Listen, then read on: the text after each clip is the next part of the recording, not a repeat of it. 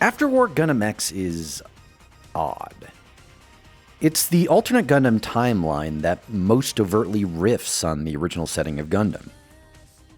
But at the same time, it's also the Gundam series that asks, what if Gundam was Mad Max? The after-war period is the setting of After War Gundam X. It's set just after the completion of the Seventh Space War, fought between rebelling space colonies and the Earth. Gundam X's United Nations Earth and Space Revolutionary Army are obvious stand-ins for the Universal Century's Earth Federation and Zeon. And like the One-Year War, the Seventh Space War came to rely on Newtypes, psychics capable of such feats as seeing the future, communicating over large distances, and, of course, controlling incredibly advanced weapons of death. Unlike the original Gundam, where the Earth was only moderately ravaged by falling space colonies, the Earth of Gundam X has been Swiss-cheesed into a post-apocalyptic hellscape, and most of humanity's been wiped out. On this post-war Earth, where society is all but crumbled, to possess a mobile suit is to possess ultimate power, and so roving bands of mercenaries and scavengers, known as vultures, roam the landscape in mobile suit-laden land battleships, competing for power and working for what institutions remain. It's a neat setting, and it results in a series that is quite different from other Gundams. After all, the war is over. Those left on Earth are mostly picking up the pieces. Gundam X stars Garrod Ran, a young freelancer paid to rescue a Newtype named Tiffa Addil, who has been captured by vultures. Garrod finds a Gundam that can shoot lasers powered by the moon, and joins up with some good guy vultures who go around protecting psychics from those who want to take advantage of them, up to and including the resurgent militaries of the old world looking to kick off the 8th Space War.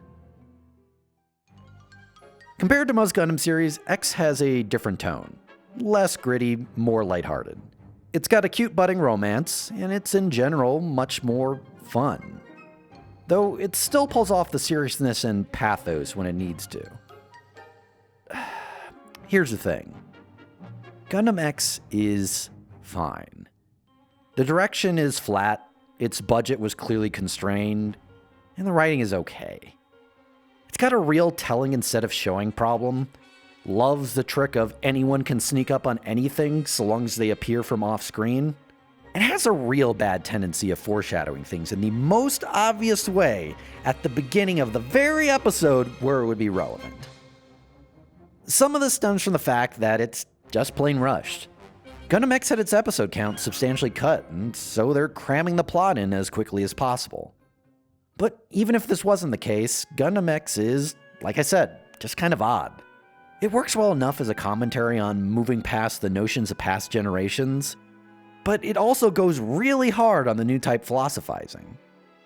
This typically works as a minor theme, but kind of falls apart as a major one, when the question about whether we assign too much meaning to the existence of psychics is not really relevant to the real world. Gundam X is basically no one's favorite Gundam, but while its rushed ending doesn't help its enduring legacy, Gundam X's premature end likely had more to do with audience Gundam fatigue after years of consecutive series, rather than the sins of the series itself.